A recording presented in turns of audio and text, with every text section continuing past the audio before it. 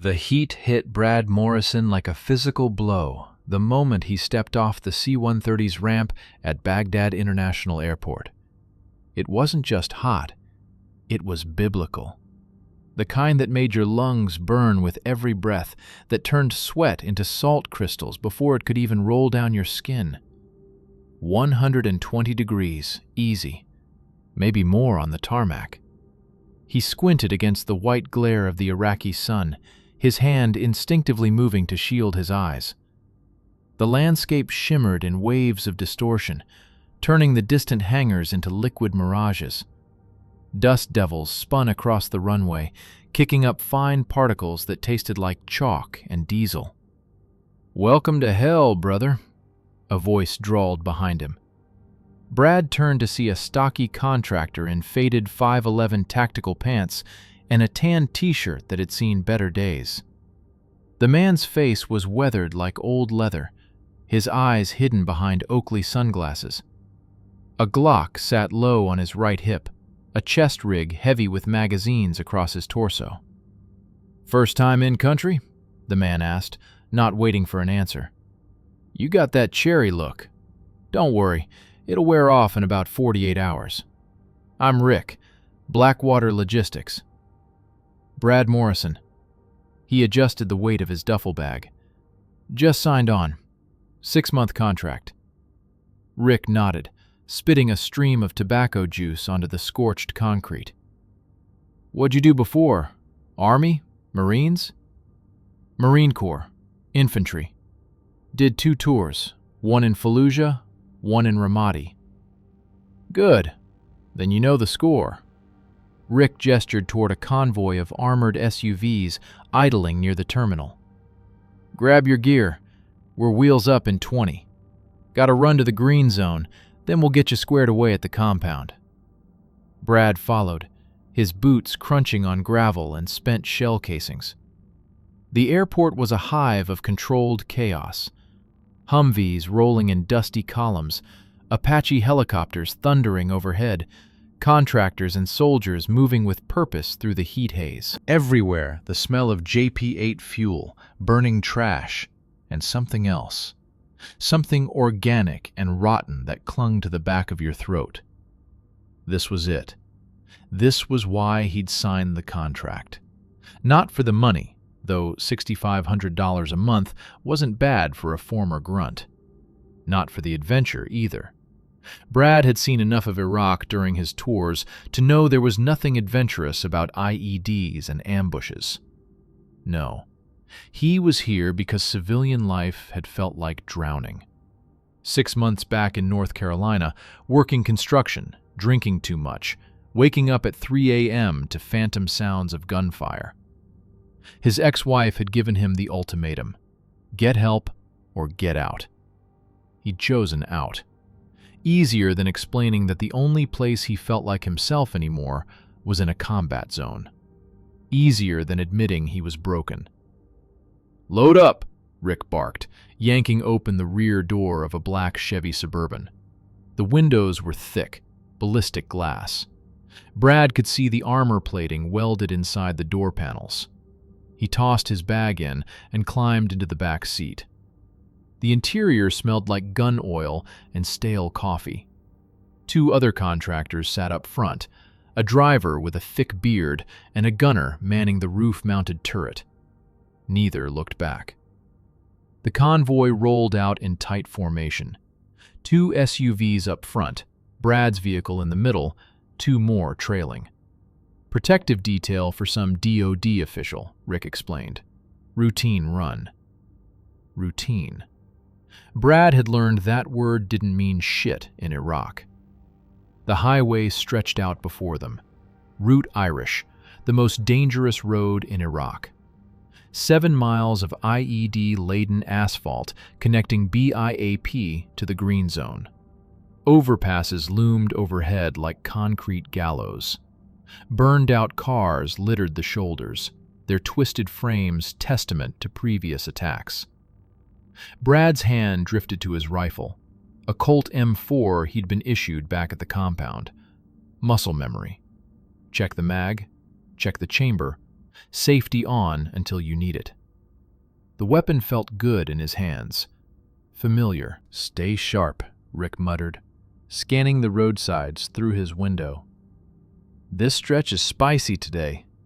Intel says AQI's been active." Al-Qaeda in Iraq. The name alone was enough to make Brad's jaw tighten. The radio crackled to life. "Lead vehicle, this is Overwatch. Be advised, reports of suspicious activity near Checkpoint 7. White pickup truck, possibly loaded. How copy? Over?" "Overwatch, lead copies all. Moving to condition red." The convoy accelerated. Brad felt his pulse quicken, that old familiar spike of adrenaline. Not fear, not yet, just awareness. Every sense sharpening, every detail coming into focus. The way the shadows fell under the overpasses. The way that blue sedan 200 meters ahead had slowed down. The way the locals on the street had suddenly disappeared. "Eyes on the overpass, 3 o'clock, the driver said quietly. Brad looked. A figure stood at the railing, watching the convoy. Cell phone in hand. Spotter. "Lead, chalk 3. Possible spotter on the overpass. Grid." The world exploded. Not their vehicle. Lead. The first SUV in the convoy erupted in a column of flame and smoke, the blast wave hitting Brad's Suburban like a freight train. The explosion was deafening even through the armored doors, a bone-deep crump that rattled his teeth. IED. Big one. Maybe 100 pounds of homemade explosives packed into a culvert or buried under asphalt. The driver stopped the accelerator. "Hold on!" They swerved around the burning wreckage of the lead vehicle, tires screaming. Brad caught a glimpse through the smoke. The SUV was on its side, flames licking from the windows. He didn't see anyone moving inside. "Contact right! Contact right!" Muzzle flashes erupted from a building 200 meters out. AK-47s, the distinctive crack, crack, crack of Kalashnikov fire. Rounds pinged off the Suburban's armor, spiderwebbing the windshield. The gunner in the turret opened up with the M240, the heavy machine gun roaring to life. Brass casings rained down into the cabin, hot metal bouncing off Brad's shoulders. "All units, this is Overwatch. You are taking effective fire from multiple positions. RTB! RTB!" "Fuck that," Rick snarled into the radio. "Let us down. We got men in that vehicle." Brad kicked open his door before he consciously decided to move. Training. Instinct. Whatever you wanted to call it, his body remembered what to do, even when his mind was still catching up. He hit the pavement in a low crouch, rifle up, scanning for targets. The world had contracted to a narrow tunnel. Threats, cover, teammates. Everything else was noise. Another contractor, Jake, Brad would learn his name later, was already out, sprinting toward the burning lead vehicle. Brad shifted to cover him, dropping to one knee behind the Suburban's engine block, the only real cover in a firefight. Rounds snapped past his head, close enough to hear the supersonic crack. He acquired a target, a man in black, AK raised, firing from a second-story window, and squeezed the trigger. Double tap, center mass. The figure dropped. "Get them out!" Jake was screaming, pulling at the rear door of the overturned SUV. Flames were spreading, black smoke pouring from the engine compartment. "Get them out now!" Brad sprinted forward, the fire's heat washing over him. Through the shattered window he could see bodies, movement. Someone was alive in there. He grabbed the door handle, scorching hot, the metal searing his palm even through his gloves, and heaved. The door wouldn't budge. Jammed. "Breacher! Need a breacher!" Jake yelled. Gunfire intensified. The insurgents knew they had the Americans pinned. Brad could hear the whine of an RPG launching, the telltale whoosh, crack, as it streaked overhead and detonated somewhere behind them. Rick appeared with a Halligan bar, ramming it into the door seam.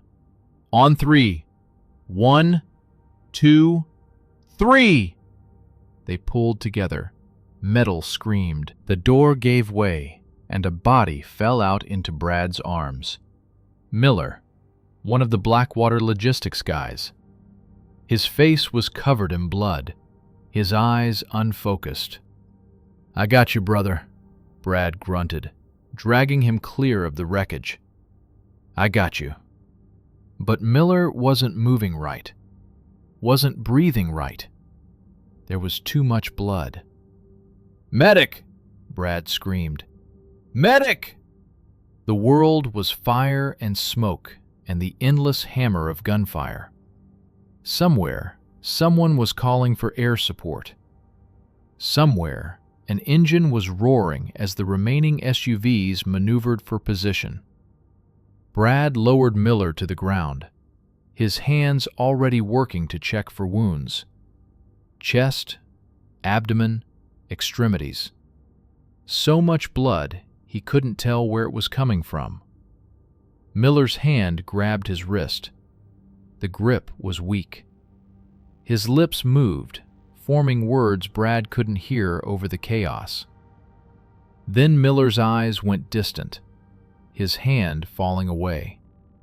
Brad had been in Iraq for exactly 47 minutes, and he'd just watched his first Blackwater teammate die. The firefight lasted 17 minutes. In combat, seconds stretched into hours. Hours compressed into heartbeats. Brad would remember those 17 minutes for the rest of his life. Every muzzle flash, every face, every sound. He left Miller's body where it lay. Had to. The living took priority. Jake had pulled 2 more contractors from the wreckage, both unconscious, both bleeding. The Suburban's fuel tank was leaking, spreading a dark stain across the asphalt. If the flames reached it, they'd all go up. Fall back to the trail vehicles!" The voice belonged to Carlos Ruiz, team leader for Chalk 3, former Army Special Forces, built like a fire hydrant, with a voice that could cut through a hurricane. He was firing controlled bursts from behind the engine block of his SUV, covering the retreat.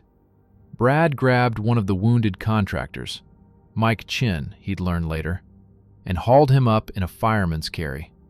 The man's blood soaked warm through Brad's shirt. He weighed maybe 180, but with full kit, it felt like carrying a corpse. Poor choice of words, Brad thought grimly. He ran in a low crouch, legs pumping, lungs screaming in the superheated air. 50 meters to the trail vehicle. Might as well have been 50 miles. Every step expected the punch of a round between his shoulders, the burning tear of metal through flesh. Rounds cracked past. One tugged at his sleeve. So close he felt the heat of its passage. He didn't slow down. Jake was beside him, dragging the other wounded contractor by the drag handle on his vest. The gunner in the turret, Thompson, a former Marine, was laying down suppressing fire, the M240 chattering in steady bursts. Discipline. Not spraying and praying, but aimed fire. It was the only thing keeping them alive.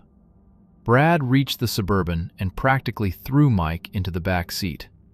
The contractor's eyes flickered open for a moment, glassy and unfocused. "Stay with me, brother," Brad said, already turning back toward the kill zone. "Stay with me." There were still men out there. Carlos was the last to fall back, advancing in bounds, Shoot, move, shoot. He dove behind the Suburban just as an RPG streaked overhead, missing by inches. The rocket-propelled grenade impacted a concrete barrier 30 meters behind them, pelting them with chunks of shattered concrete and rebar. "Status!"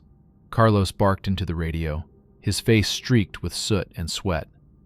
"Chalk 2 is Oscar Mike, headed back to Bayap. Chalk 4 is covering the rear. Chalk 3, move now." "Copy, mounting up." Carlos turned to Brad and Jake. "Get in. We're getting the fuck out of Dodge." Brad climbed into the back seat beside the wounded. Jake took shotgun. Carlos dropped into the driver's seat and threw the Suburban into gear. Thompson stayed in the turret, still engaging targets. The convoy, what was left of it, punched through the ambush zone at 80 miles an hour. Brad pressed his hand against Mike's chest, trying to slow the bleeding. The wound was bad, a through and through just below the right collarbone. Probably missed the subclavian artery, or Mike would already be dead. Probably. "Hang on, man. We're getting you to the cache." Combat Support Hospital, the big trauma center in the green zone. 5 minutes, just hang on. Mike's lips moved. His voice was a whisper. "Miller?" Brad's jaw tightened. He said nothing. Mike's eyes closed. The Suburban hit a pothole, bouncing so hard Brad's head cracked against the roof. He tasted copper, bit his tongue. Didn't matter. Nothing mattered except keeping pressure on that wound. "Taking fire, 6 o'clock!" Thompson yelled from the turret. The M240 roared again, longer bursts this time. Brad glanced through the rear window. A white pickup truck, technical in military parlance, was pursuing them. A PKM machine gun mounted in the bed, muzzle flashing. The insurgent gunner was standing up, firing wildly. Brave, stupid, dead. Thompson's rounds walked up the hood of the pickup, punching through the windshield, tearing the driver apart. The truck swerved violently and flipped, tumbling end over end in a spray of glass and metal. "Tango down!" Thompson shouted. "We're clear! Wait! Fuck! RPG! RPG left!" Brad saw it coming. The smoke trail, the wobbling flight of the warhead. Everything slowed. He could see every detail. The rust on the launcher. The face of the man firing it. Young, maybe 17. Eyes wide with fear and adrenaline. The RPG hit the road 20 feet to their left. The explosion lifted the Suburban onto 2 wheels. For a heartbeat, they were airborne, suspended, the world rotating around them. Brad slammed against the door, his rifle clattering to the floor. Mike's body tumbled across the seat. Then they crashed back down. Metal screamed, glass shattered. The Suburban fishtailed violently, Carlos fighting the wheel, somehow keeping them upright and rolling forward. The engine was howling, transmission grinding, but they were still moving. "Everyone alive?" Carlos roared. "Yeah," Jake called back. "Good," Brad managed, dragging himself upright. His shoulder was screaming. He'd hit something hard. Didn't matter. He found Mike again, pressed his hand back against the wound. Still bleeding, still breathing. Thompson was cursing steadily from the turret, a long stream of profanity that would have made a drill instructor proud. The green zone appeared ahead. High concrete walls, checkpoints, coils of concertina wire. Civilization. Safety. Or the closest thing to it in Baghdad. They roared through the checkpoint, Iraqi army soldiers diving out of the way. An American MP was shouting something, but they didn't stop. Couldn't stop. Not until they reached the hospital. The Suburban screeched to a halt outside the CSH. Medics were already running out. Someone had radioed ahead. They had a gurney, IV bags, the organized chaos of a trauma team. Brad kicked the door open and helped haul Mike out. The contractor was unconscious now, his face pale as chalk. The medics swarmed him, cutting away his gear, calling out vitals in rapid-fire medical jargon. GSW, right upper chest, through and through, significant hemorrhage. Get him inside! Move, move, move! They disappeared through the doors. Brad stood there, swaying slightly. His hands were slick with crimson. Mike's, Miller's, maybe some of his own. He couldn't tell anymore. His ears were ringing from the explosions, a high-pitched whine that wouldn't stop. Jake appeared beside him, offered him a bottle of water. Brad took it, drank half in one pull. It tasted like plastic and iodine tablets. "First day, huh?" Jake said. His voice was hoarse from shouting. "Yeah." "Welcome to Blackwater." Carlos was on the radio, giving a sit-rep to someone higher up the chain. From what Brad could hear, lead vehicle was a total loss. Miller was KIA. 2 wounded, 1 critical. The ambush had been well planned, well executed. Classic complex attack. IED to fix them in place. Small arms and RPGs to finish the job. Textbook insurgent tactics. "Morrison!" Carlos called out. "Get over here!" Brad walked over on legs that felt like rubber. The adrenaline was wearing off, leaving behind a bone-deep exhaustion that made every step an effort. Carlos looked him over with hard, evaluating eyes. "You did good out there. Kept your head, didn't freeze. That shit with Miller, dragging him out, that took balls." Brad said nothing. What was there to say? Miller was still dead. "We're heading back to the compound," Carlos continued. "Debrief in 2 hours. Get cleaned up, get some chow, try to sleep if you can. Tomorrow, we're back out. Got another contract run, VIP protection detail to Fallujah." "Fallujah," Brad repeated. The name tasted like ashes. "Problem?" "No, no problem." Carlos studied him for another moment, then nodded. "You're gonna fit in just fine, Morrison, just fine." The Blackwater compound was a fortress within a fortress. High walls topped with guard towers, sandbag emplacements, a motor pool full of armored vehicles in various states of repair. Contractors drifted through the dusty courtyard with the casual confidence of men who'd seen the elephant and lived to tell about it. Brad's room was a 12 by 12 box with a cot, a footlocker, and a portable air conditioner that wheezed like an asthmatic chain smoker. He dropped his gear, stripped off his blood-soaked shirt, and stood under the shower until the water ran clear. Miller's face kept appearing in his mind. That moment when the light had gone out of his eyes. 47 minutes. That's how long Brad had known the man before watching him die. He toweled off, pulled on a clean t-shirt and pants, and sat on the edge of his cot. His hands were shaking.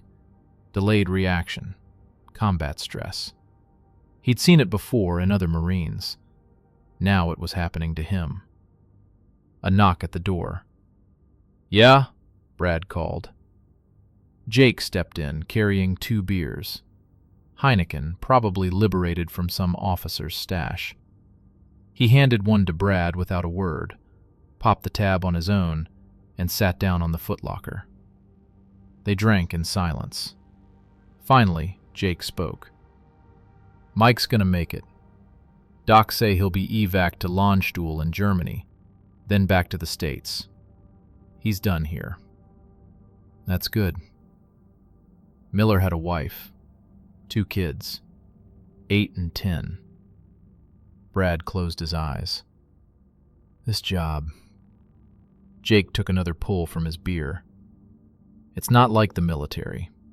No heroic speeches, no medals, no flag-draped coffins. You die out here, you're just a line item on a spreadsheet. Contractor KIA, Grid coordinates such and such. Next of kin notified. Why do you do it? Jake was quiet for a long moment. Same reason you do, I imagine. Because civilian life doesn't fit anymore. Because this is the only place where things make sense. He crushed his empty can, tossed it into a trash bin. Get some sleep, Brad. Tomorrow's gonna be a long day. After Jake left, Brad lay on his cot and stared at the ceiling. The portable AC rattled and hummed. Somewhere outside, a generator was running. Somewhere farther away, a helicopter was taking off. He thought about Miller, about Mike, about that 17-year-old kid with the RPG launcher. He thought about his ex-wife, probably tucked into bed back in North Carolina, safe and oblivious to the fact that men were dying on the other side of the world so she could sleep soundly. He thought about Fallujah.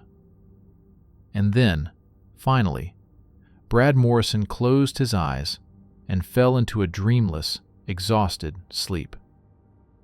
When he woke 8 hours later, the sun was already high over Baghdad, and it was time to go back to work. The convoy to Fallujah rolled out at 0600 hours. 4 armored Suburbans, 16 contractors, 1 VIP, a State Department official whose name Brad never learned and didn't care to know. The man sat in the back of Chalk 2 wearing a suit that probably cost more than Brad made in a month, sweating through his shirt and looking like he might vomit at any moment. Brad was in Chalk 3 again, Carlos at the wheel, Jake riding shotgun, Thompson back in the turret. A new guy, Davis, former 82nd Airborne, filled out the team. They'd spent the previous evening going over the route, studying intelligence reports, identifying choke points and likely ambush sites. Fallujah was 60 kilometers west of Baghdad, 60 kilometers of the most hostile territory in Iraq. Rules of engagement are simple, Carlos had said during the brief. Anyone points a weapon at us, they're hostile. Anyone gets too close to the convoy, they're hostile. We're not here to win hearts and minds. We're here to get the package from point A to point B alive. Questions? There had been no questions. Now, as the sun climbed over the desert, turning the sky from purple to orange to merciless white, Brad checked his rifle for the 5th time. M4 carbine, 30-round magazine, 1 in the chamber. 6 more mags on his chest rig. Fragmentation grenade on his left hip. Smoke on his right. Sidearm, Beretta M9 in a drop holster on his thigh. 60 pounds of gear, easy. In this heat, it felt like twice that. The highway stretched ahead, empty save for the occasional burned-out vehicle. They passed through checkpoints manned by Iraqi army soldiers who waved them through without even looking up. The soldiers knew better than to delay a PMC convoy, knew better than to ask questions. Overwatch, Chalk 3. We're at checkpoint Bravo, all vehicles accounted for, continuing west. Carlos's voice was calm, professional. Copy, Chalk 3. Be advised, we're getting reports of increased activity in your sector. Local nationals reporting gunfire near the industrial district. Possible insurgent movement. Roger that, Overwatch. We'll keep our eyes open. Brad scanned the roadsides through his window. Hardened glass, thick enough to stop rifle rounds, but it distorted everything slightly. Made the world look like it was underwater. They passed a shepherd with a flock of scraggly goats. An old woman in black, carrying a water jug. A group of children playing soccer with a deflated ball in the dirt. Normal life, or the illusion of it. The children stopped playing to watch the convoy pass. Their faces were expressionless. I hate that, Davis muttered from the back seat. The way they just stare, like they're counting us. They probably are, Jake said. Spotters use kids all the time. Cell phone call goes out, ambush gets set up 5 clicks down the road. Jesus. Welcome to the sandbox, Cherry. The industrial district appeared ahead, a wasteland of abandoned factories, warehouses with shattered windows, crumbling concrete walls covered in Arabic graffiti. Perfect terrain for an ambush. Limited sight lines, multiple firing positions, plenty of cover. Carlos slowed the convoy to 40 kilometers per hour. Not too fast, you'd miss the signs of an IED. Not too slow, you'd become an easy target. Condition red, he said quietly. Safety's off. Brad's thumb found the selector switch on his rifle. Semi to auto. The weapon suddenly felt alive in his hands. They were halfway through the district when Thompson spoke from the turret. Movement. Rooftop, 10 o'clock. I got eyes on... The RPG came out of nowhere. Not from the rooftop Thompson was watching, but from a window 3 buildings over. The warhead streaked across the gap between buildings, trailing white smoke, and slammed into the lead vehicle. The blast was massive. The Suburban, Chalk 1, disintegrated in a ball of orange flame and black smoke. Pieces of metal rained down across the street. The shock wave shook Brad's vehicle so hard his teeth rattled. Contact! Contact left! Carlos was already accelerating, jerking the wheel right, trying to maneuver around the burning wreckage. Through the smoke, Brad caught a glimpse of movement. One contractor stumbling out of Chalk 1's ruins, clothes on fire, arms flailing. Then a second explosion, the fuel tank, and the figure vanished in a fresh wave of flame. No one else emerged. Gunfire erupted from every direction. Windows, rooftops, doorways. The entire district had come alive with muzzle flashes. It wasn't an ambush. It was a killing box. Thompson opened up with the M240, brass streaming from the ejection port.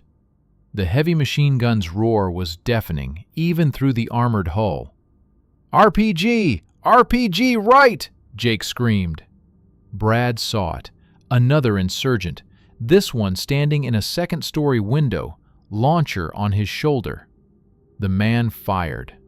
The rocket wobbled through the air, missing Chalk 3 by meters, impacting against a concrete wall behind them. Brad brought his rifle up, braced it against the window frame, and squeezed off a 3-round burst. The insurgent jerked backward and disappeared. Chalk 1 is down! I repeat, Chalk 1 is down! The voice on the radio was panicked, breaking. We need... Static. Then nothing. Chalk 2, what's your status? Carlos barked into the radio. Taking heavy fire! We're trying to break through to the west! An explosion cut off the transmission. Through the chaos, Brad caught a glimpse of Chalk 2, the vehicle carrying the VIP, veering wildly, flames licking from under the hood. It sideswiped a wall and came to a grinding halt. We gotta get them out! Davis yelled. Negative, Carlos snarled. We stop, we die. Chalk 4, lay down suppressing fire. We're going to... The IED went off directly beneath Chalk 4. The detonation lifted the Suburban 3 feet off the ground. It came down on its side, skidding across the pavement in a shower of sparks. The fuel tank ruptured, and flames spread across the street like napalm. They were trapped. Chalk 1 destroyed, Chalk 2 disabled, Chalk 4 burning. That left only Chalk 3. 16 contractors, now maybe 7 still alive. Maybe. Fuck! Carlos hammered the steering wheel. His eyes were wild, calculating, running through options at light speed. Thompson, suppressive fire, west side. Jake, get on the horn to Overwatch. We need air support now. Brad, Davis, watch our 6. Brad twisted in his seat, scanning the rear. A white pickup truck had appeared behind them, accelerating hard. 3 insurgents in the bed, AK-47s blazing. Contact rear! Brad kicked open his door, dropped to one knee behind it, and returned fire. His M4 bucked against his shoulder. One insurgent went down. The others kept shooting. Davis was beside him, engaging targets with controlled pairs. They're everywhere! There's fucking dozens of them! He wasn't wrong. The insurgents were swarming out of buildings like ants from a kicked nest. Black-clad fighters, faces covered with scarves, advancing with military precision. This wasn't some ragtag militia. This was organized, coordinated, trained. "Got Overwatch," Jake shouted. "Air support is 20 minutes out." "We don't have 20 minutes," Carlos shot back. A Molotov cocktail arced through the air, trailing flame, and shattered against Chalk 3's hood. Burning liquid spread across the windshield. "Hold on!" Carlos floored the accelerator, the Suburban lurching forward. Wind from their speed began tearing the flames away from the glass, but the hood was still burning. Thompson was still hammering away with the M240, but Brad could hear the gun's rate of fire slowing. Either it was overheating or Thompson was running low on ammunition. Probably both. Brad changed magazines. 5 left. 150 rounds. At this rate, he'd be dry in 3 minutes. The radio crackled. A new voice, strained and desperate. "This is Chalk 2. We got wounded. VIP is hit. We need immediate evac." An RPG struck Chalk 2's rear quarter panel. The vehicle lurched, flames pouring from the interior. Brad could hear screaming. "Jesus Christ," Davis whispered. Men were bailing out of Chalk 2, some on fire, beating at their clothes. One contractor, Stevens, Brad remembered his name from the brief, staggered 3 steps and collapsed, smoke rising from his body. Another contractor, Phillips, was dragging someone out, the VIP. The man's suit was burned black, his face a mask of blood. "We have to help them." Brad was already out of the vehicle, not thinking, just acting. He sprinted toward Chalk 2, rifle up, scanning for threats. Rounds kicked up dirt around his feet. He dove behind a concrete barrier, rolled, came up engaging. 2 insurgents went down. Jake was beside him. When had Jake left the vehicle? Didn't matter. They were advancing together now, bounding forward. One man shoots, one man moves. Basic infantry tactics. They reached Chalk 2. Phillips was still alive, barely, trying to drag the VIP toward cover. The State Department official was screaming, clutching his leg. Bone was visible through the charred fabric of his pants. "Get him to the vehicle." Brad grabbed the VIP under his arms, started hauling him backward. The man was dead weight, still screaming. Jake covered them, squeezing off burst after burst. "Move! Move! Move!" An explosion, grenade probably, went off 10 meters away. Shrapnel whined through the air. Brad felt something tug at his vest, hard, like someone had punched him. He kept dragging. They made it back to Chalk 3. Carlos had the rear door open. They shoved the VIP inside. Davis was already working on him, wrapping the shattered leg in gauze, then cinching a tourniquet tight above the knee. "Phillips!" Brad turned back. The contractor was still at Chalk 2, trying to help someone else. The RPG hit dead center. Phillips never knew what killed him. One moment he was there, the next he simply ceased to exist in any recognizable form. Brad stood frozen for a heartbeat, his mind refusing to process what he'd just seen. Phillips there 1 second, gone the next. No body, no screams, just gone. "Brad, get in the fucking vehicle!" Jake's hand grabbed his vest, yanked him backward. He tumbled into the Suburban. Carlos was already accelerating, engine roaring. The vehicle lurched over debris, crashed through a wooden barrier, and burst out of the kill zone onto a side street. Thompson was still in the turret, but his movements were sluggish. Wrong. "Thompson!" Brad pulled himself up, looked at the gunner. Thompson slumped forward against the gun. His back was covered in blood, shrapnel wounds, dozens of them. He'd been hit and kept fighting, kept engaging targets until his body simply gave out. "Man down! Thompson's hit!" Carlos didn't slow, couldn't slow.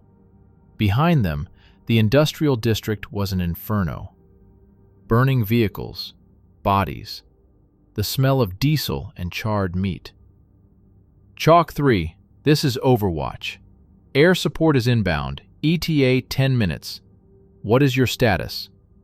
Carlos grabbed the radio handset with a blood-slick hand.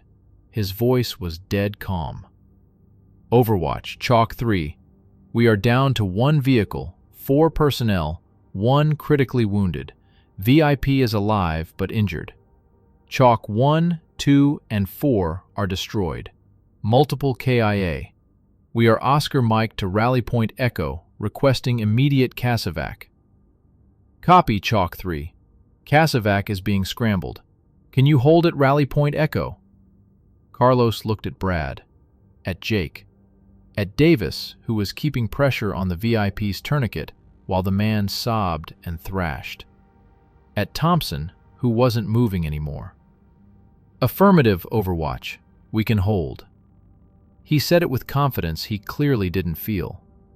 Rally Point Echo was an abandoned gas station 5 kilometers east, pre-designated as an emergency extraction site. They reached it in 4 minutes, Carlos driving like a man possessed, the Suburban's engine screaming in protest. The gas station was a ruin, pumps torn out, building collapsed, everything covered in years of dust and graffiti. But it had walls, sight lines, defensible positions. "Out! Set up a perimeter!" Carlos barked. They operated on autopilot. Jake took the north side, Brad the south, Davis the east. Carlos stayed with the VIP and Thompson. Brad knelt behind a low wall, rifle shouldered, scanning the empty street. His hands were shaking again, not from fear, from the adrenaline crash, from watching Phillips vaporized, from the sheer volume of violence he'd just experienced. Brad's hands wouldn't stop trembling. He kept seeing it. Phillips there 1 second, gone the next. No body to recover, no remains to send home, just erased. The sound of helicopters reached them, Apache gunships, their rotors beating the air like thunder. Brad saw them appear over the horizon, black silhouettes against the white sky. "Chalk 3, this is Reaper 5-1. We have you visual. Are you under fire?" "Negative, Reaper. Area is clear, but we got wounded. Need immediate evac." "Copy. CASEVAC bird is 3 minutes behind us. Stay tight." The Apaches did a low pass over the area, sensors and weapon systems scanning for threats. Deterrence. Any insurgent stupid enough to take a shot at them would be obliterated. The CASEVAC Blackhawk landed in a storm of dust and rotor wash. Medics jumped out before the skids even touched ground. They loaded Thompson first. The medics worked fast, professional, but Brad could see it in their faces. Thompson was gone. Had probably been gone since that first shrapnel hit. The VIP went next, still screaming, still clutching his ruined leg. "You guys coming?" one of the medics shouted over the rotor noise. Carlos shook his head. "Negative. We got a job to finish." The medic looked at him like he was insane. Maybe he was. The Black Hawk lifted off, banking hard to the east, escorted by the Apaches. And then it was just the 4 of them. Carlos, Jake, Brad, Davis. Standing in the ruins of a gas station, covered in blood and soot, surrounded by silence. Carlos lit a cigarette with shaking hands. He took a long drag, blew smoke toward the sky. "Henderson's dead," he said quietly. "Just got word." The other guy we pulled from lead vehicle in Baghdad. Infection set in. Died in surgery at Landstuhl. Brad closed his eyes. Miller, Henderson, Phillips, Stevens, Thompson. All the contractors in Chalks 1, 2, and 4, whose names he hadn't even learned. 11 men. 1 mission. All dead or dying. Orders are to return to base, Carlos continued. Convoys done. VIPs evac'd. Mission accomplished. He laughed, a bitter sound. Fucking accomplished. Jake spat into the dust. Accomplished. Right. They climbed back into the shot-up, blood-stained Suburban. Carlos turned the key. The engine coughed, sputtered, caught. Against all odds, it was still running. They drove back to Baghdad in silence. The city spread before them, vast and hostile, a maze of concrete and secrets. Somewhere in that maze, insurgents were already planning their next attack, already choosing their next target, already loading their next RPG. Brad stared out the window and wondered how many more missions he'd survive. Wondered if he even wanted to. 3 weeks passed. 3 weeks of missions that blurred together into an endless cycle of violence and survival. Convoy escorts through Sadr City. Protective details for DoD contractors inspecting reconstruction sites. Static security at checkpoints that got mortared every other night. Brad stopped counting the close calls. Stopped flinching at explosions. Stopped sleeping more than 4 hours at a stretch. The team had been rebuilt. New faces replaced the dead. A contractor named Wilson, former Navy SEAL, cocky as hell, took Thompson's place. Another guy, Kowalski, replaced Davis after Davis caught shrapnel in the face and got medevaced to Germany. Carlos remained. Jake remained. And Brad remained, though sometimes he wasn't sure how. The nightmares had started after Fallujah. He'd wake at 0300, drenched in sweat. Phillips's death replaying behind his eyelids. The way the man had simply ceased to exist. The way there had been nothing left to bury. He'd taken to walking the compound at night, smoking cigarettes he'd bummed off Jake, watching the perimeter guards change shifts. Anything to avoid sleep. "You look like shit," Carlos had told him one morning. "Feel like shit," Brad had replied. "Good. Means you're still human. The day this shit stops bothering you is the day you need to go home." But Brad didn't have a home to go back to. Not really. Just an empty apartment in North Carolina and an ex-wife who'd moved on with her life. So he stayed. And the missions kept coming. The briefing came down on a Wednesday. High-value target. Intelligence indicated a senior AQI commander, Abu Khalil al-Masri, responsible for coordinating attacks across western Baghdad, was holed up in a compound in the Dora district. JSOC wanted him alive for interrogation. They were sending in a special forces team to grab him. Blackwater's job: provide outer cordon security, set up roadblocks, prevent insurgent reinforcements from reaching the compound, extract the SF team if things went sideways. "It's a big op," Carlos explained during the brief. "Multiple agencies involved. Delta's running point. Rangers are providing backup. We're the cavalry if the shit hits the fan." He looked around the room at the assembled contractors. "And the shit always hits the fan." Nervous laughter.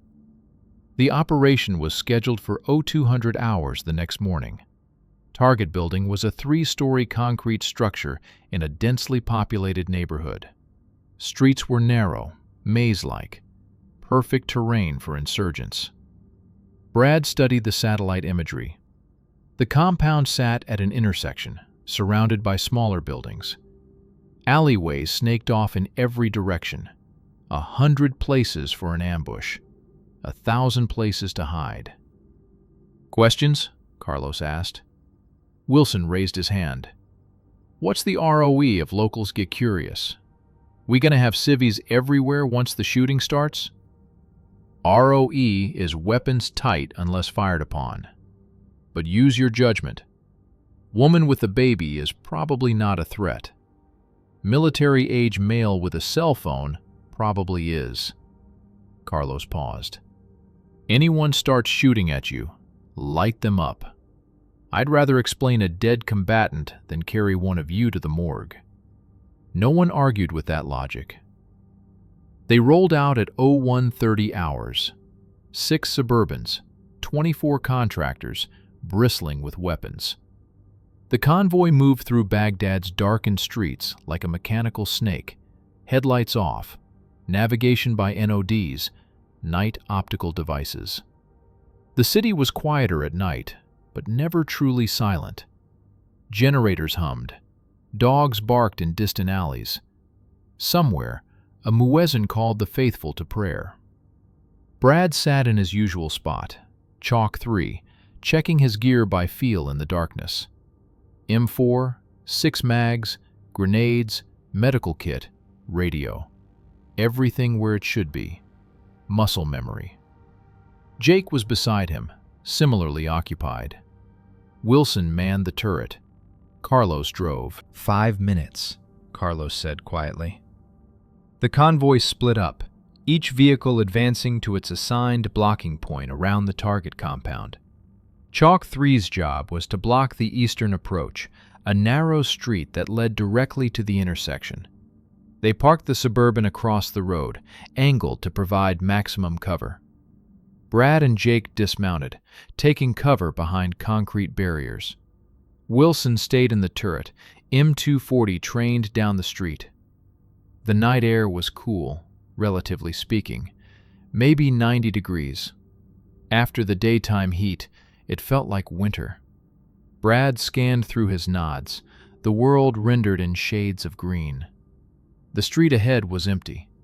Shuttered shops, closed metal gates, an abandoned car with no wheels. "All units, this is Reaper 6. SF is inbound. ETA 2 minutes. Acknowledge."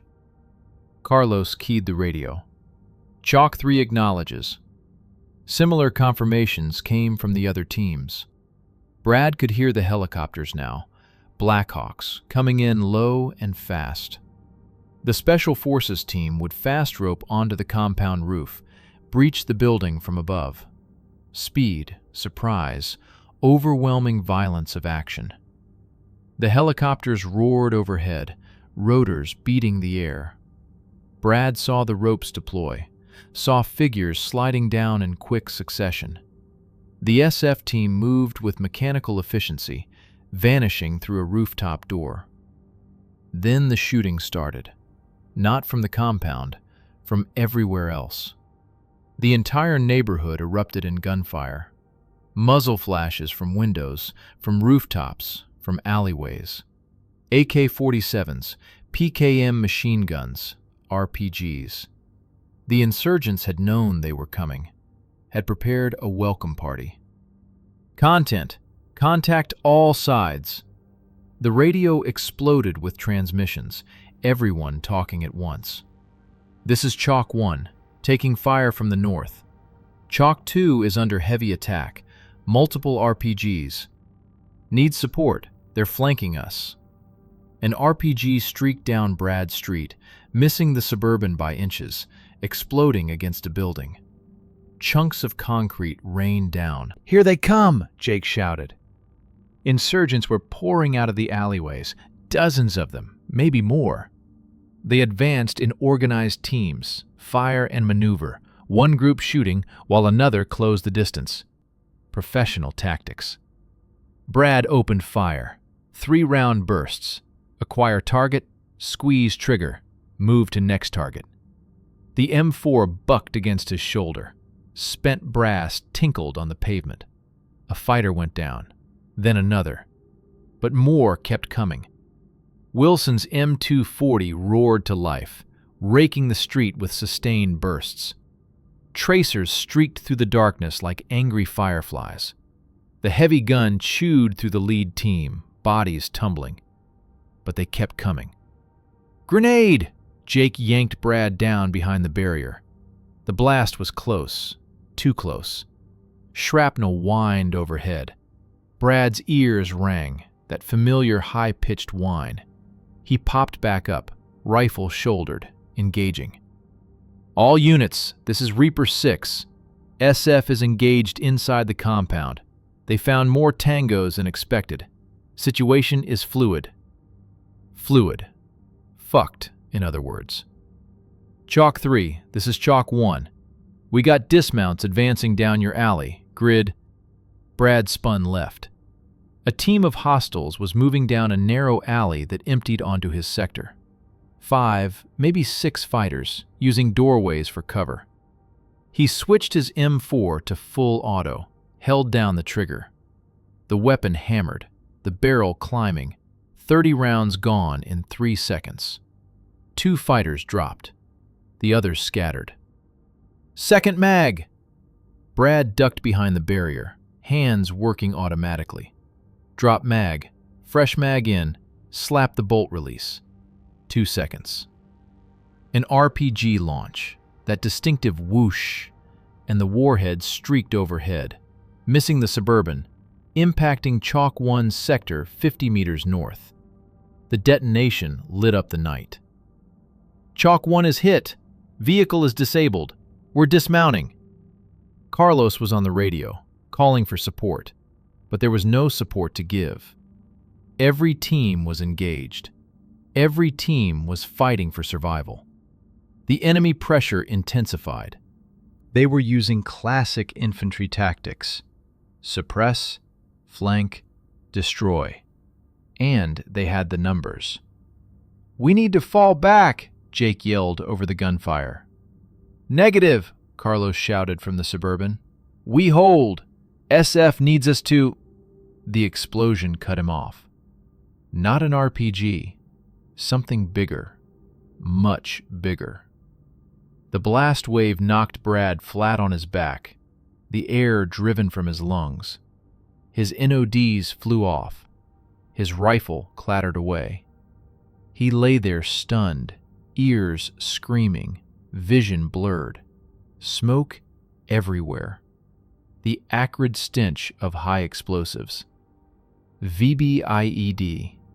Vehicle-borne improvised explosive device. Car bomb. Someone had driven a car packed with explosives straight into their sector. Brad forced himself to move. Every muscle screamed in protest. He crawled forward, searching for his rifle. Found it. Checked it. Still functional. Magazine seated, bolt forward. "Jake!" he croaked. "Carlos! Wilson!" The Suburban was burning, flames pouring from the shattered windows. The vehicle had been flipped onto its side by the blast, armor plating torn open like a sardine can. Brad staggered to his feet, stumbled toward the wreckage. "Here!" Jake's voice, weak but alive. He was pinned under a piece of the vehicle, legs trapped, blood on his face. Can't move." Brad grabbed the wreckage, tried to lift. Might as well have tried to lift a building. "Hold on, brother. Hold on." "Carlos," Jake coughed, spitting blood. "Carlos is in there. And Wilson." Brad looked at the burning Suburban. The flames were spreading fast, consuming everything. If anyone was still inside, they were beyond help. Gunfire erupted again. The insurgents were closing in, emboldened by the successful VBIED attack. Brad could hear them shouting, their voices high with adrenaline and religious fervor. He had maybe 30 seconds before they overran him. "Jake, I'm going to get you out." Brad wedged his rifle under the wreckage, using it as a lever. Pushed with everything he had. The metal groaned but didn't move. "Leave me," Jake said. His voice was fading. "Get out of here." "Fuck that." Brad pushed harder. His vision tunneled. His arms felt like they were going to tear out of their sockets. The wreckage shifted. An inch. 2 inches. "When I say move, you pull yourself free. Ready?" "Brad, move!" Brad heaved with a scream, every muscle fiber tearing. The wreckage lifted. Jake dragged himself out, gasping. Brad let go. The metal crashed back down. He grabbed Jake under the arms, started hauling him toward the nearest building. A shop, door hanging open. Cover, maybe. Rounds cracked past them. An insurgent appeared at the end of the street, AK raised. Brad dropped Jake, brought up his M4 one-handed, squeezed off a burst from the hip. The fighter went down. They made it to the building. Brad kicked the door fully open, dragged Jake inside. A tailor shop, ancient sewing machines gathering dust. He propped Jake against the wall, did a quick assessment. Compound fracture, left leg, possible internal injuries, definitely in shock. Brad keyed his radio. "Any unit, this is Morrison, Chalk 3. We are down. Repeat, Chalk 3 is down. Carlos and Wilson are KIA. Jake is wounded. We are holed up in a building, grid." He rattled off the coordinates from memory. Static. He tried again. "Any unit, this is Morrison. Do you copy?" His radio crackled with static. No response. Either the frequency was jammed, or everyone else was dead. Outside, the gunfire had reached a crescendo. The entire neighborhood sounded like a war zone, which it was. Surrounded, need immediate, extract, can't hold. Fragments of transmissions on other frequencies breaking through the interference. Other teams in similar situations. Pinned down, surrounded, dying. Brad moved to the window, risked a glance outside. The street was swarming with hostiles. 20, 30, maybe more. They were advancing systematically, clearing buildings, searching for survivors. Searching for him. He pulled back, mind racing. Options. He needed options. Jake was in no condition to move. The building had one exit, the door they'd come through. Windows on 3 sides, all ground floor. Defensible, but only for so long. His ammunition was running low, maybe 2 full magazines left, maybe 60 rounds. Against 30-plus enemy fighters? The math didn't work. "Brad." Jake's voice was weak. He held out his sidearm, a Glock 19. "Take it. You're gonna need it." Brad took the weapon, checked the chamber. 15 rounds plus 1. He tucked it into his belt. "Listen." Jake coughed again, more blood. "When they come, and they will come, you don't let them take you alive. You understand?" Brad understood. He'd seen the videos, knew what AQI did to captured contractors. Beheadings, torture, posted on the internet for propaganda. "We're getting out of here," Brad said, more to convince himself than Jake. "Sure we are." Jake smiled weakly, teeth red with blood. "Sure we are." The first insurgent appeared at the door. Brad shot him twice in the chest. The man fell backward. More came. Brad engaged them, controlled pairs, making every shot count. Bodies piled up in the doorway, but they kept coming. His bolt locked back, empty. He dropped the mag, reached for a fresh one, his last one, and froze. Through the smoke and darkness, backlit by burning vehicles, a figure stood in the street. Not an insurgent. Wrong silhouette. Wrong gear. American. The figure raised a rifle, M4 with a suppressor, and opened fire. Precise, controlled shots. Insurgents dropped. The figure advanced, fluid, professional. More figures appeared behind the first. A team. 6 men, all in full kit, moving like ghosts. Special forces.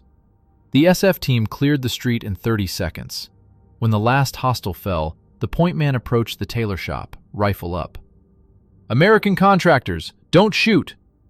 "Don't shoot," Brad called back. "We got wounded." The SF operator entered, weapon trained, then lowered it when he saw Brad and Jake. His face was painted black, nods mounted on his helmet. The name tape on his chest read Garrett.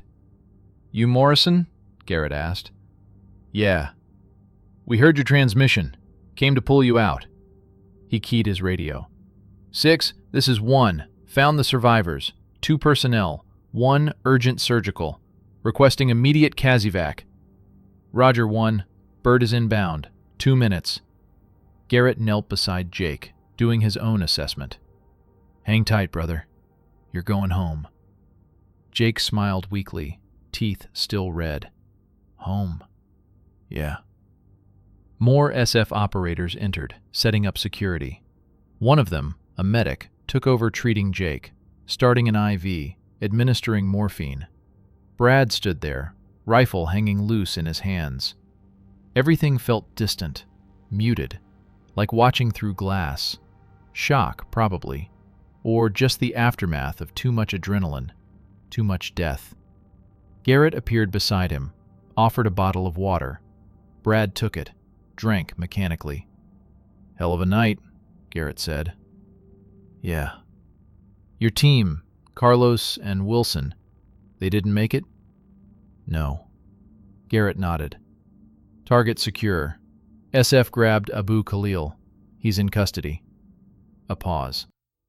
"Cost us 3 Rangers KIA, 5 wounded.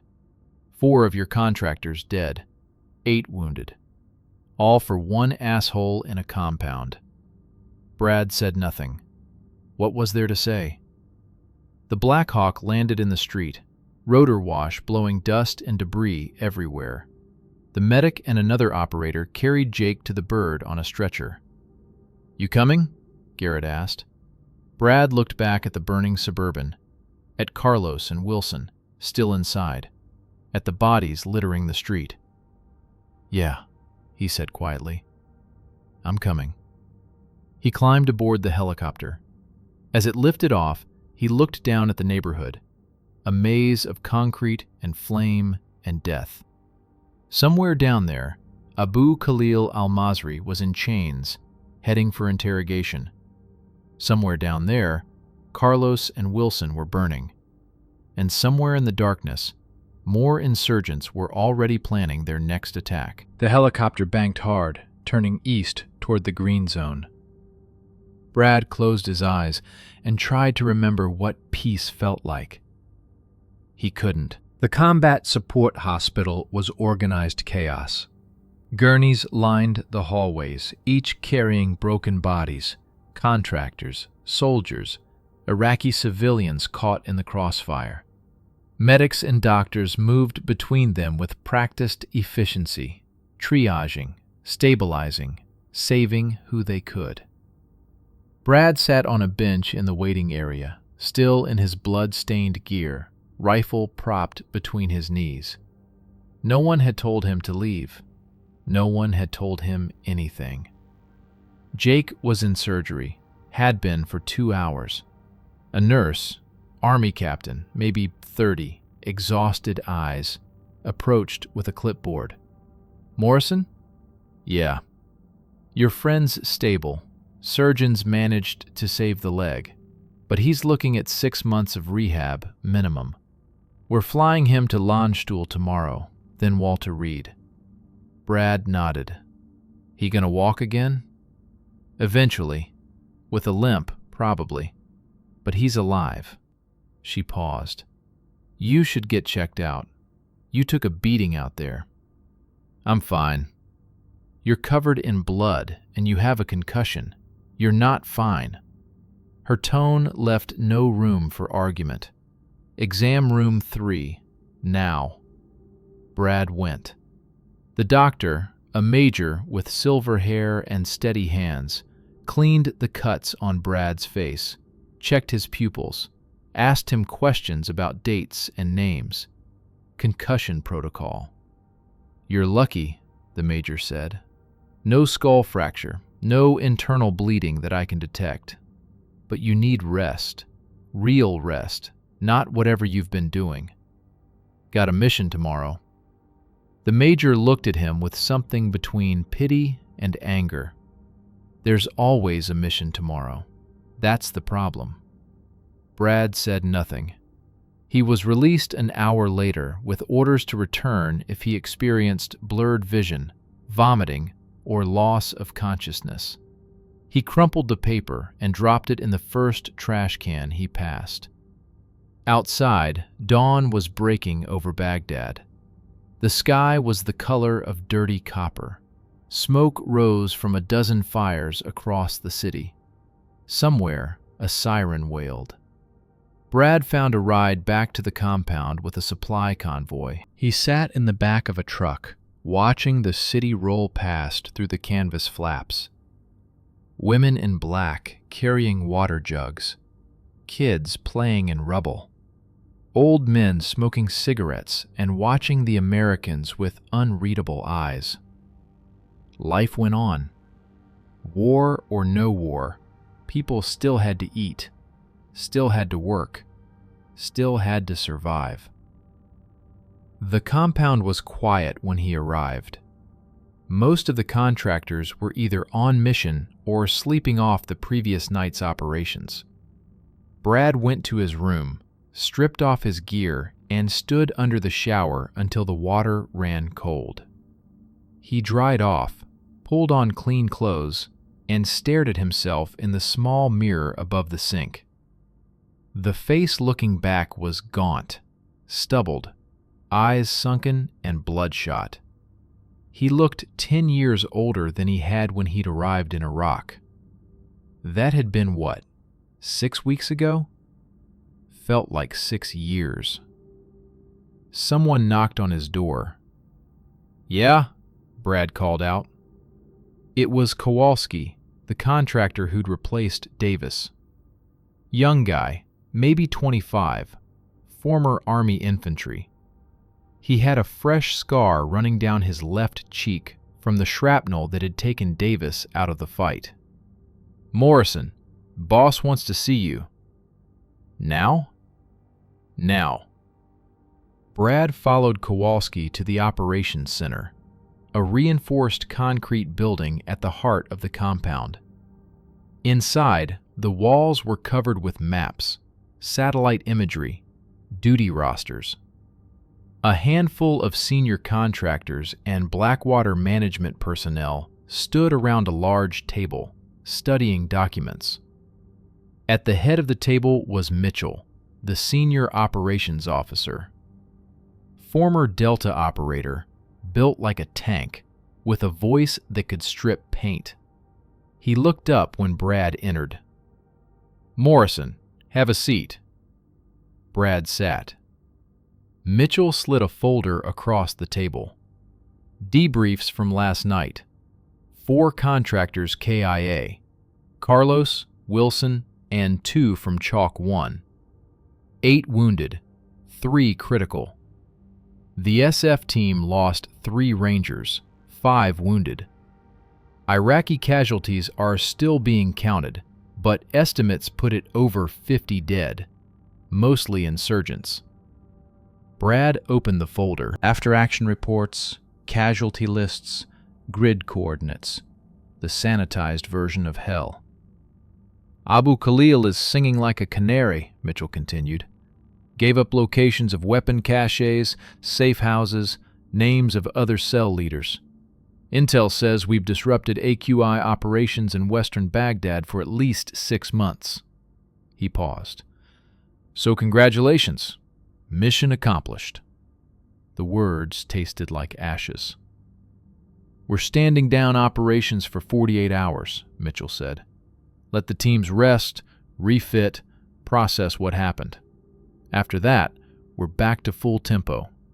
Got a contract protecting a reconstruction team in Ramadi, High-threat environment.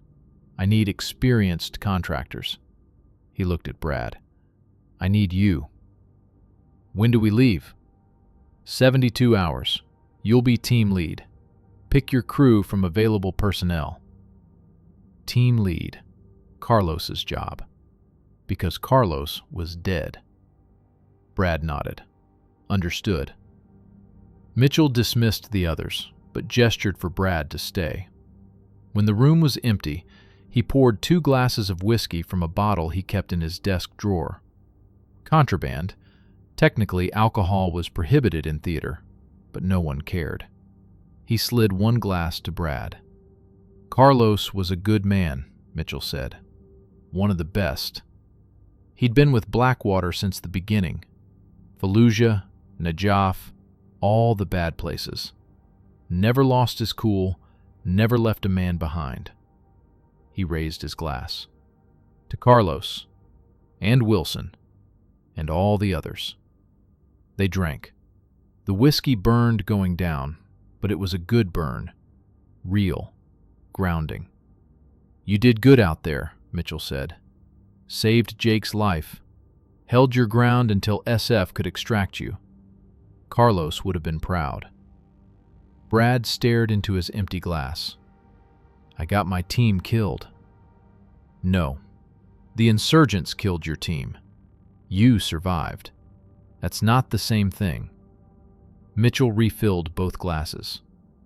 "This job, it eats people, chews them up and spits them out. Some guys do 1 contract and go home. Some guys stay until the job is done or until they're carried out in a bag. You need to decide which kind you are." "I already decided. I'm staying." Mitchell studied him for a long moment.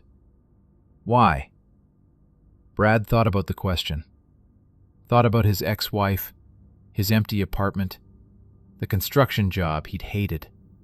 Thought about the nightmares, the insomnia, the way civilian life felt like drowning. "Because this is the only place I make sense," he said finally. Mitchell nodded. "I understand. More than you know." He stood, signaling the meeting was over. "Get some rest, Morrison. You've earned it." Brad didn't rest. He spent the next 2 days preparing for Ramadi, selecting his team: Kowalski, a contractor named Hayes, another named Rodriguez. All experienced, all solid. He went over intelligence reports, studied maps, memorized routes and fallback positions. He visited Jake once, in the hospital, before they flew him to Germany. The contractor was groggy from painkillers, but alert enough to recognize Brad. "Heard you're going to Ramadi," Jake slurred. "Yeah. That place is worse than Fallujah. Worse than anything." "I know." Jake grabbed Brad's wrist with surprising strength. "Don't do what I did. Don't stay so long you forget what home looks like." His eyes were bloodshot, desperate. "Get out while you still can." Brad said nothing. That night, he tried to write a letter to his ex-wife. Not an apology. She didn't want that. Just a letter explaining why he'd left. Why he'd chosen Iraq over her. He tried to find the words, but they wouldn't come. How do you explain to someone who's never been in combat that you're more alive in a war zone than anywhere else? That the adrenaline and fear and camaraderie are the only things that make you feel human anymore? That coming home felt like dying slowly? He crumpled the letter and threw it away. The convoy to Ramadi left at dawn. 6 vehicles, 20 contractors, escorting a team of DoD engineers who were supposed to assess infrastructure damage. Schools, hospitals, water treatment plants, all destroyed during the fighting, all needing to be rebuilt. Brad rode in the lead vehicle with his team. Kowalski drove. Hayes manned the turret. Rodriguez sat beside Brad in the back, checking his gear for the 10th time. The route took them west along Route Michigan, through some of the most contested territory in Iraq. Every mile was a roll of the dice. "Stay alert," Brad said over the team radio. "Last convoy through here got hit by a complex ambush. IEDs, small arms, mortars. They lost 2 vehicles." "Copy," came the acknowledgments. The landscape outside was desolate. Flat desert punctuated by scattered farms and villages, burned-out buildings, destroyed vehicles, the debris of war. They passed a checkpoint manned by Iraqi army soldiers. The soldiers waved them through without stopping. One of them looked maybe 16, his uniform too big, his rifle held awkwardly. "Kid's gonna get himself killed," Rodriguez muttered. "We all are," Hayes said from the turret. "Just a matter of when." The city of Ramadi appeared on the horizon, a sprawl of concrete and minarets, smoke rising from multiple points. The fighting there had been intense for months. Urban warfare, block by block, building by building, the kind of grinding combat that destroyed cities and souls. "All units, this is Overwatch. Be advised, reports of insurgent activity in your sector. IED threat is high. Proceed with caution." "Copy, Overwatch," Brad responded. He switched to the team frequency. "Slow it down. Watch for disturbed earth, fresh pavement, anything that doesn't look right." They crept forward at 20 kilometers per hour. Every pothole was a potential IED. Every pile of trash could hide explosives. Every parked car might be a VB IED. The tension was suffocating. They made it 3 kilometers into the city before the shooting started. Not an ambush, a firefight already in progress. American forces, Marines by the look of them, were engaged with insurgents in a residential block. The sound of gunfire echoed between buildings. Smoke and dust filled the air. A Marine lieutenant ran up to Brad's vehicle, waving them down. "You Blackwater?" the lieutenant shouted over the noise. "Yeah, what's the situation?" "We got a squad pinned down 2 blocks east. Insurgents have them surrounded in a building. We're trying to break through, but they've got the whole area locked down tight." He looked desperate. "You got heavy weapons?" Brad looked at his team. 4 contractors and a turret-mounted M240. Not exactly a QRF, quick reaction force, but better than nothing. "We'll help," Brad said. The lieutenant's relief was visible. "Follow me, and stay close. This whole neighborhood is crawling with bad guys." The convoy maneuvered through narrow streets, following the Marines. Buildings pressed in on both sides, windows like empty eye sockets. Perfect ambush terrain.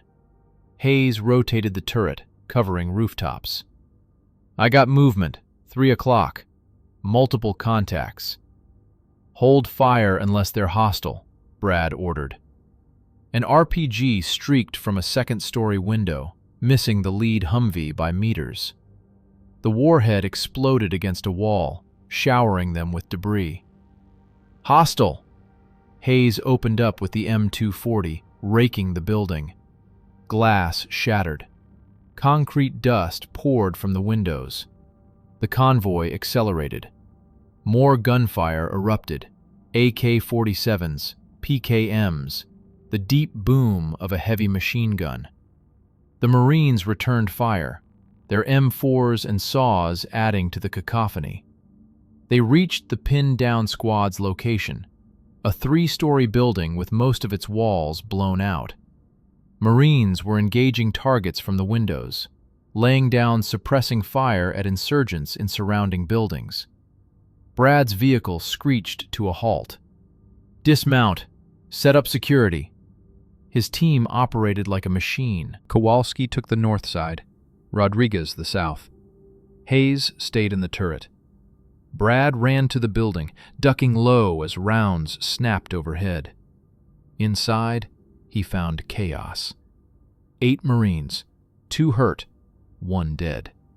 A sergeant, name tape read Brennan, was shouting into a radio, trying to coordinate with his platoon.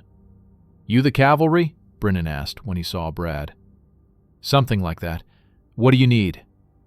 "We need to get the fuck out of here. Insurgents have us surrounded. We tried to break out twice, lost Jenkins the second time." He gestured to the body in the corner, covered with a poncho liner. "We're running low on ammo, and these guys need evac." Brad keyed his radio. "All units, this is Morrison. We're extracting Marines from this location. I need suppressing fire on all hostile targets. Then we move together. How copy?" Acknowledgements came back. "All right, Sergeant," Brad said to Brennan. We move fast. Get your people ready." Brennan nodded, already shouting orders to his Marines. Brad shifted to a window, assessed the situation. Insurgents in at least 4 buildings, maybe 30 fighters total. The route back to the vehicles was 100 meters of open street. They'd be exposed every step of the way. "Hayes," Brad called into his radio. "I need you to suppress that building at 2 o'clock, the one with the heavy MG." "On it." The M240 roared, tracers streaking across the gap. The insurgent heavy gun went silent. "Now, move!" The Marines poured out of the building, carrying their casualties. Brad and his team covered them, engaging anything that moved. The world contracted to muzzle flashes and targets, the mechanical process of aim, shoot, aim, shoot. They were halfway to the vehicles when the IED went off. Not in the street, in one of the buildings they were passing. The entire structure collapsed, a controlled demolition. Tons of concrete and rebar crashed down, blocking the street behind them, trapping them. "It's a trap!" someone screamed. Insurgents poured out of every building, dozens of them, opening fire as they advanced. It was a coordinated assault, planned and executed with military precision. "Fall back to the vehicles! Fall back!" Brad emptied his M4, dropped the mag, reloaded, kept engaging. Beside him, a Marine went down, clutching his throat. Blood pumped between his fingers. Rodriguez dragged the Marine toward the Humvee. Hayes's M240 was hammering non-stop, the barrel glowing red-hot. An RPG hit the lead Humvee. The vehicle detonated, flipping onto its side. Marines who'd been taking cover behind it scattered, some on fire. "Jesus Christ!" Kowalski was squeezing off rounds one-handed, dragging an injured Marine with the other. They reached Brad's Suburban.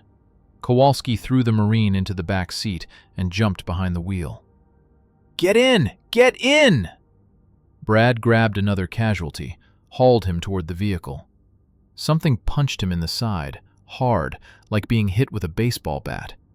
He felt warmth spreading across his ribs. Blood. He stumbled, kept dragging. Hayes was still in the turret, still laying down fire, even as rounds pinged off the armor around him. "Go, go, go!" Kowalski floored the accelerator. The Suburban lurched forward, crashing through debris, crushing everything in its path. More RPGs, more gunfire. The rear window exploded.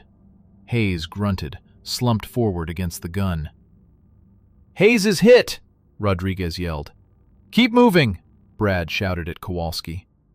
They burst out of the kill zone, the remaining vehicles following. Behind them, the neighborhood was an inferno. Burning vehicles, bodies, the Marines dead left behind because there had been no time to recover them. Brad looked down at his side. His hand came away slick with crimson. The wound was bleeding steadily, but not pumping. Probably missed anything vital. Probably. "Hayes?" he called to the turret. No response. Rodriguez climbed up, checked. Came back down, shaking his head. "He's gone." Took one through the throat. Another name for the list. another body to ship home. The convoy didn't stop until they reached a Marine FOB, forward operating base, 5 kilometers outside Ramadi. Medics swarmed the vehicles, pulling out casualties, starting triage. Brad climbed out of the Suburban, legs unsteady. The adrenaline was fading, replaced by pain and exhaustion. A medic glanced at his side, saw the blood soaking through his shirt. "You're walking wounded. Sit tight, we'll get to you."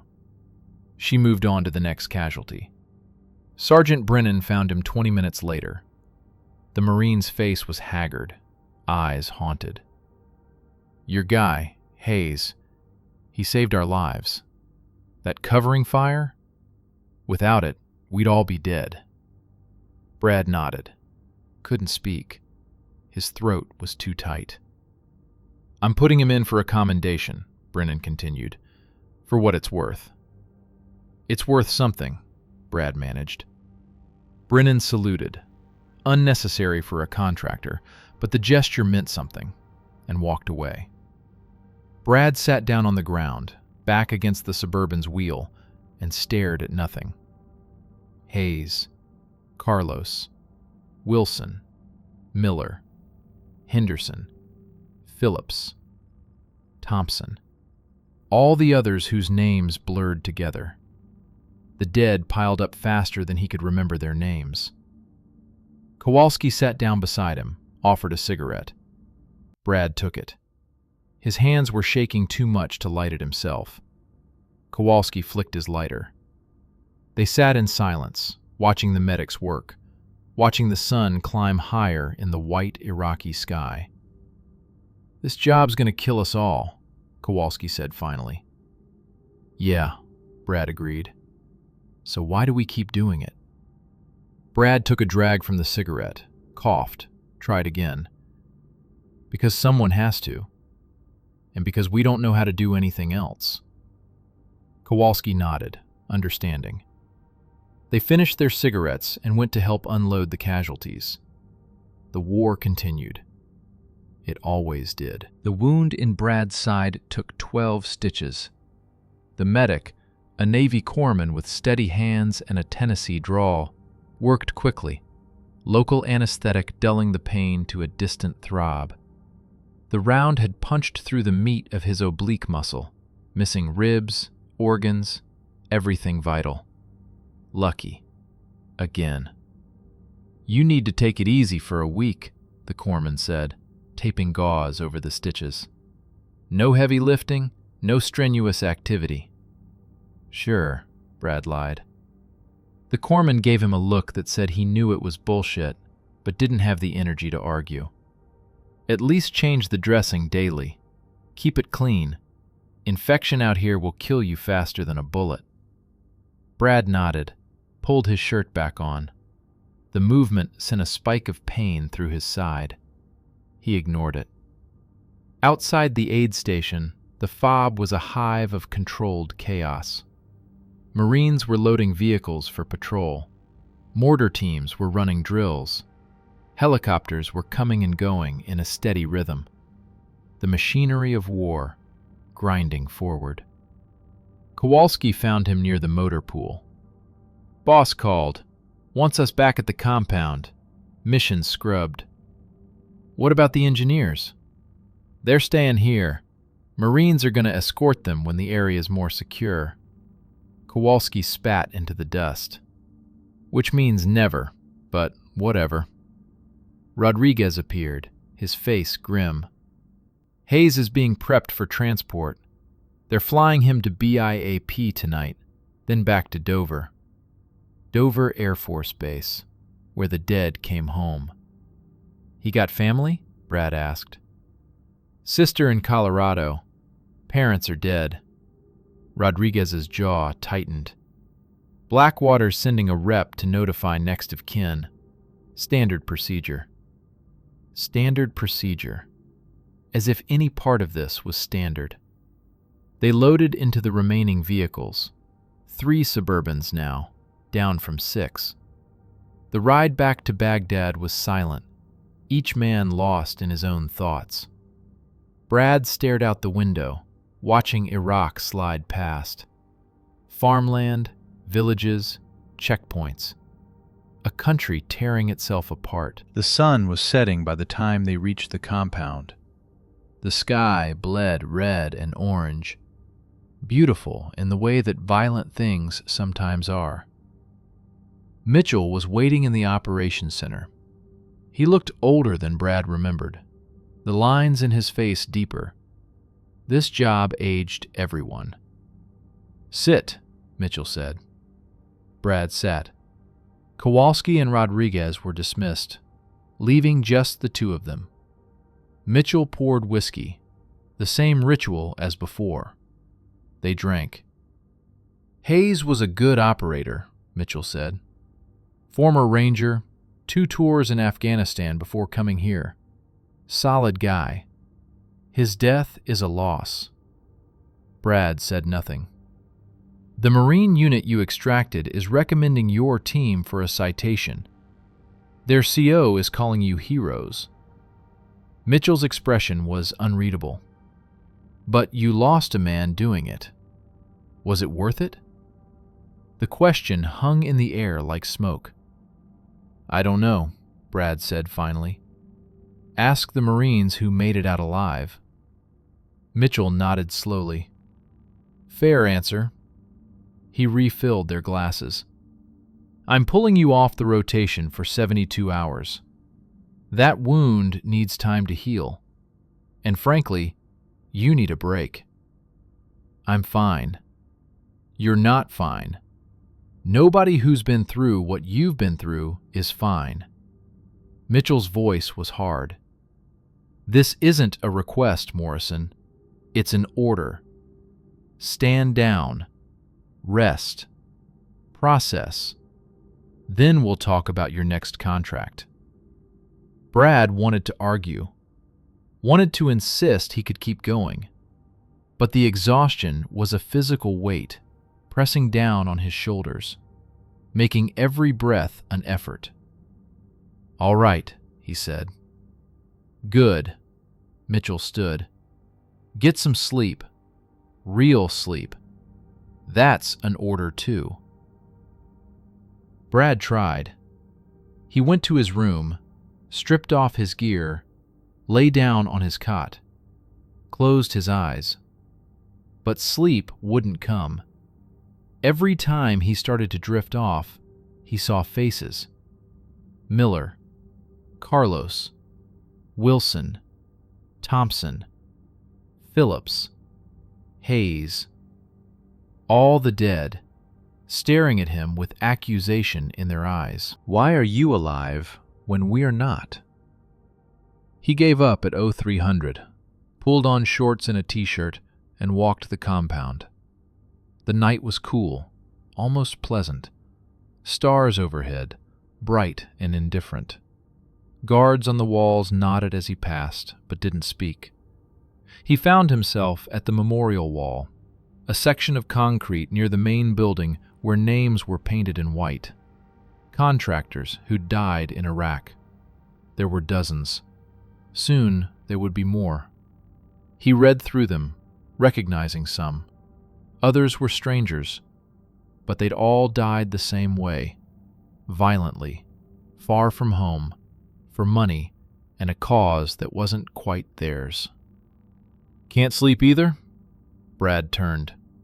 Jake was there, leaning on crutches, his left leg in a cast. It had been 2 weeks since Brad last saw him, being loaded onto the Casevac bird. "What are you doing here?" Brad asked. "Thought they flew you to Germany." "They did. I told them to fuck off and came back." Jake hobbled over to the wall, stared at the names. "My fight isn't finished. You can barely walk. I can shoot, I can plan, I can coordinate." Jake's eyes were hard. "I'm not sitting in some hospital in Maryland while my brothers are dying out here." Brad understood, more than he wanted to. They stood in silence, 2 broken men staring at a wall of the dead. "Carlos's name is up there now," Jake said quietly. Wilson's too. Thompson's. All of them. Yeah. How many more before this is over? Brad had no answer. Jake turned to face him. I'm serious, Brad. How many more? How many names on this wall before someone decides it's enough? Before someone says, we're done, we're going home? I don't know. I don't think anyone knows. That's the problem. Jake's voice was bitter. This war doesn't have an ending. It's just going to keep grinding until there's nothing left to grind. So what do we do? Jake laughed, a hollow sound. We do what we've always done. We pick up our rifles and we go back out there, because that's all we know how to do. He paused. And because if we don't, the next guy who takes our place might not make it home. They stood there a while longer. Then Jake hobbled back toward the barracks. Brad stayed, reading names until the sun rose. The next day, Brad was summoned to Mitchell's office. The operations officer wasn't alone. 2 men in suits sat across from his desk. CIA, Brad guessed. They had that look. Expressionless faces, expensive watches, eyes that missed nothing. Morrison, this is Harris and Chen from the agency, Mitchell said. They have a proposition for you. Brad sat, waited. Harris spoke first. We've been tracking your performance, Morrison. 6 weeks in theater, multiple high-threat operations, consistent results under extreme pressure. You've impressed people. Not trying to impress anyone. That's exactly why we're interested. Chen leaned forward. We're putting together a special task force. Joint operation. Agency, JSOC, select contractors. High-value target interdiction. Direct action missions. The kind of work that doesn't make the news. Black Ops, Brad said. Discrete operations, Harris corrected. Pay is triple your current contract. Full support package. Best equipment available. And you'd be working with the best operators in theater. What's the catch? Chen smiled. The catch is that you might not come back. Missions are high risk, deep in hostile territory. No backup, no extraction guarantee.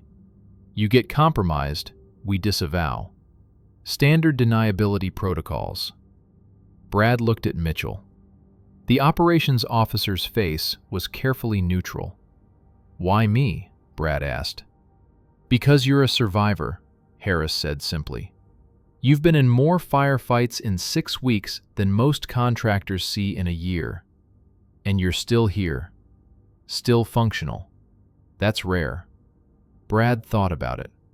Thought about the memorial wall, about the names painted in white. Thought about Jake's question.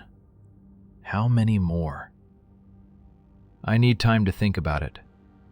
You have 24 hours, Chen said, standing. After that, the offer expires. They left. Mitchell poured whiskey, it wasn't even noon, and slid a glass to Brad. You're going to say yes, Mitchell said. It wasn't a question. You think I should? I think you're going to do what you're going to do regardless of what I say. Mitchell took a drink. But for what it's worth, that task force has a 30% casualty rate. Good operators, best training in the world, and they're still dropping like flies. Better odds than convoy escort. Mitchell nodded. True enough. He studied Brad for a long moment. You know what your problem is, Morrison? You've got a death wish. Not the obvious kind. You're not suicidal. But you keep putting yourself in situations where the only possible outcome is death or extraordinary luck. Eventually, the luck runs out. Maybe I'm looking for something. Like what? Brad stared into his whiskey. I don't know. Meaning, maybe? Purpose? Something that makes sense of all this. You won't find it out there, Mitchell said quietly. I've been looking for 20 years. All I've found is more war. Then why do you stay? Mitchell smiled, a sad expression. Same reason you will. Because civilian life is worse. Because at least here, the rules are simple. See the enemy, kill the enemy, protect your brothers. Out there, he gestured vaguely toward America. Out there, nothing makes sense anymore. They finished their drinks in silence. Brad spent the next 24 hours thinking. He visited Jake in the hospital again. The contractor was going through physical therapy, relearning how to walk. The determination on his face was almost painful to watch. Heard the agency made you an offer, Jake said, gritting his teeth as he took another step on the parallel bars. Word travels fast. It's a small community. Everybody knows everybody's business.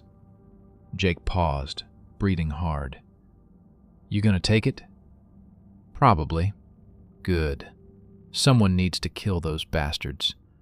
Might as well be you. Jake took another step, his face pale with effort. Just promise me something. What?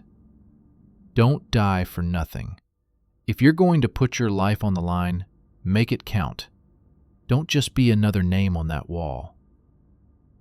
Brad promised, though he wasn't sure he could keep it. He walked the compound one more time that night, past the motor pool where mechanics were repairing shot-up vehicles, past the armory where contractors were cleaning weapons, past the barracks where men were sleeping, or trying to, before the next operation. This was his world now, this compound, this war, these men. There was no going back to who he'd been before. That person was gone, killed somewhere between the airport and the first ambush. At dawn, Brad found Harris and Chin in the operations center. I'm in, he said. Harris nodded. Good. We deploy in 48 hours. Target is a high-value AQI financier operating out of Mosul. Intelligence indicates he's planning a major attack on coalition forces. What's the mission? Capture if possible, kill if necessary. Chin handed him a folder. Full brief is in there. Memorize it, then destroy it. The operation doesn't officially exist. Brad took the folder. Inside were satellite photos, intelligence reports, target profiles. The financier's name was Khalid al-Takriti, former Iraqi army officer, now running money and weapons to insurgent cells across northern Iraq. The brief estimated a 90% chance of contact, a 60% chance of casualties. Brad had faced worse odds. He spent the next 2 days preparing. New gear, high-end stuff, better than anything Blackwater issued. Custom rifles, night vision equipment, communications gear. He trained with the task force, 8 operators total, a mix of Delta, SEALs, and CIA paramilitary. They were good, the best. But they were also human, fallible, mortal. The night before the operation, Brad wrote another letter to his ex-wife. This time, the words came easier. Sarah, I know you won't understand this. I'm not sure I understand it myself. But I need you to know that I'm where I need to be. I'm doing what I need to do. This place, this war, it's terrible and brutal, and it's destroying me, piece by piece. But it's also the only place where I feel like myself. I'm sorry I couldn't be the man you needed. I'm sorry for all the pain I caused. You deserve better. You deserved someone whole, someone who comes home at night. If you're reading this, it probably means I didn't make it back. Don't mourn me. I made my choices. I knew the risks. I hope you find happiness. I hope you find someone who can give you the life you wanted. I'm sorry. Brad. He sealed the letter, addressed it, and left it with Mitchell, with instructions to mail it if he didn't return. Then, Brad Morrison picked up his rifle, loaded his gear, and walked out into the Iraqi night. The bird was waiting. The operation in Mosul was textbook. They infiltrated under cover of darkness, fast-roped onto the target building, breached with explosive charges.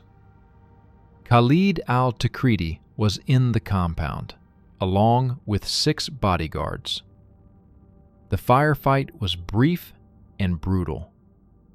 5 minutes later, the financier was in flex cuffs, being hustled to the extraction point. 3 bodyguards were dead. The others had fled. One operator took a round through the shoulder, clean through and through. But they'd all made it out. Closest thing to a perfect operation Brad had seen in months. But as the helo lifted off, banking hard toward friendly territory, Brad looked down at Mosul, a sprawling city of 2 million people, most of them hostile. Somewhere down there, another insurgent was already stepping up to replace al-Takriti.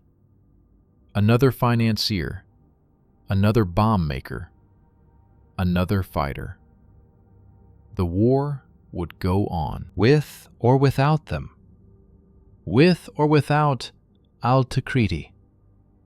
And men like Brad Morrison would keep fighting it, one operation at a time, until there was nothing left of them but names on a wall. He leaned back against the bird's hull, closed his eyes, and tried to remember what peace felt like. He still couldn't. But maybe, just maybe, that was okay. Maybe the point wasn't to find peace. Maybe the point was just to keep going. To fight for the brother beside you. To give meaning to the deaths of those who'd fallen. To survive one more day. The chopper climbed higher, leaving Mosul behind.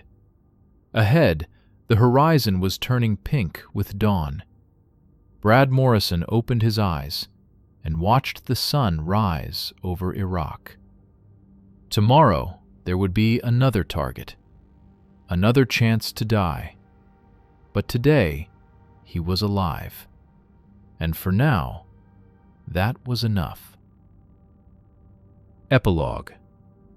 6 months later, Brad Morrison sat in a briefing room in northern Iraq, listening to intelligence reports about a new insurgent network operating near the Syrian border. The task force had taken casualties, 2 operators KIA, 3 wounded, but they'd also eliminated 17 high-value targets and disrupted dozens of attacks. The war continued. It always did.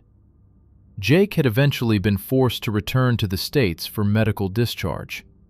His leg never fully healed. Last Brad heard, he was working private security in Houston, drinking too much, trying to find meaning in civilian life. Kowalski was still in theater, running convoys for a different outfit. Rodriguez had been killed in Sadr City 4 months ago. Roadside bomb. Another name on the wall. The memorial kept growing. Sometimes, late at night, Brad wondered if any of it mattered. If all the blood and sacrifice and death had accomplished anything lasting. He never found a satisfying answer. But he kept going anyway, because that's what survivors did. They picked up their rifles and went back out into the desert, into the cities, into the kill zones. They fought and bled and watched their brothers die. And they kept fighting, because stopping would mean admitting it had all been for nothing. And that was a truth too terrible to face. The briefing ended. The team loaded their gear. The birds spun up. Brad checked his rifle one more time, made sure his magazines were seated properly, his grenades secure. Then he climbed aboard and disappeared into the Iraqi night. Just another contractor, just another operator, just another man trying to survive in hell. The chopper lifted off, rotors beating the darkness, carrying him toward another operation, toward another chance to die, toward another chance to live one more day. The end.